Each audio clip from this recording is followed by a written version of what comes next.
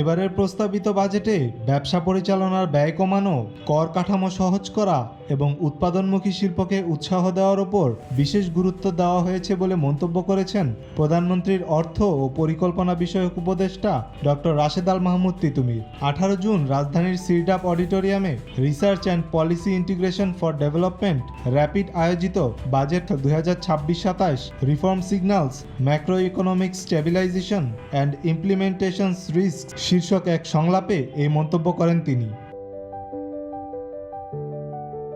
তিনি বলেন, সরকারের লক্ষ্য সবার আগে বাংলাদেশ, সবার জন্য বিনিয়োগ এবং সবাইকে নিয়ে বিনিয়োগ। এ লক্ষ্যে এবারের প্রস্তাবিত বাজেটে কর কাঠামো পুনর্বিন্যাস, ব্যবসা সহজীকরণ, মূল্যস্ফীতি ও সুদের হার নিয়ন্ত্রণ, উৎপাদনমুখী শিল্পে বিনিয়োগ এবং সরবরাহ ব্যবস্থার অনিশ্চয়তা কমাতে বিভিন্ন উদ্যোগ নেওয়া হয়েছে। পাশাপাশি নবায়নযোগ্য জ্বালানি, স্বাস্থ্য, সামাজিক সুরক্ষা এবং আঞ্চলিক ভারসাম্যপূর্ণ উন্নয়নকেও অগ্রাধিকার দেওয়া হয়েছে। আমাদের মূল যদি বিষয় লক্ষ্য করি তাহলে আমরা যেটা বলছি, সবার আগে বাংলাদেশ, সবার জন্য বিনিয়োগ এবং সবাইকে নিয়ে বিনিয়োগ। এবারের বাজেটে আমরা বিনিয়ন্ত্রণকরণ বা সহজ করে কিভাবে ব্যবসা করা যায় বা ব্যবসা করার ক্ষেত্রে খরচ কিভাবে কমানো যায় সেই বিষয়ে সুনির্দিষ্ট কৌশল এবং পদ্ধতি উল্লেখ করা হয়েছে। সেই জন্য আমরা মনে করছি যে উৎপাদনকে জোর করছে, যার ফলে আমরা নতুন মডেলের দিকে গেছি। সেটা হচ্ছে যে বিনিয়োগ, বিনিয়োগ থেকে উৎপাদন, উৎপাদন থেকে কর্মসংস্থান, কর্মসংস্থান থেকে কর, করের হার না বাড়িয়ে অভ্যন্তরীণ সম্পদ সংগ্রহ বৃদ্ধি। প্যানেল আলোচনায় footwear, leather goods and accessories exporters association FLAX এর প্রেসিডেন্ট সৈয়দ নাসিম মঞ্জুর বলেন, বাজেটে নির্ধারণ করা সরকারের 10টি অগ্রাধিকার ইতিবাচক, তবে কর্পোরেট আয়করের হার এখনও তুলনামূলক বেশি। একই সঙ্গে রপ্তানি খাতে রাজস্ব ভিত্তিক কর কমিয়ে অটোমেটেড ব্যবস্থার মাধ্যমে 0.5% নামিয়ে আনার প্রস্তাবও দেন তিনি।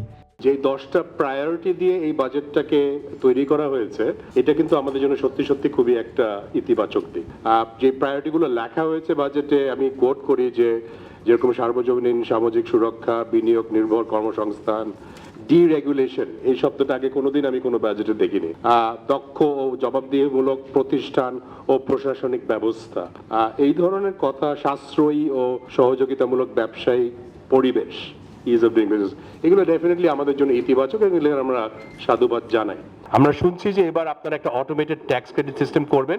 এটা ভালো, এটা যদি হয় আমাদের সবার জন্য আমাদের ট্যাক্স দেওয়ার যে প্রবণতা সেটা আরো বাড়বে।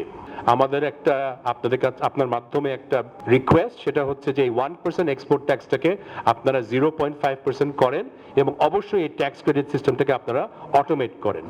আলোচনায় অন্যান্য বক্তারা বলেন, বাজেটে ঘোষিত সংস্কার উদ্যোগগুলোর কার্যকর বাস্তবায়ন নিশ্চিত করা গেলে বিনিয়োগ বৃদ্ধি, উৎপাদনমুখী শিল্পের বিকাশ এবং সামষ্টিক অর্থনীতির স্থিতিশীলতা অর্জনে ইতিবাচক প্রভাব পড়বে।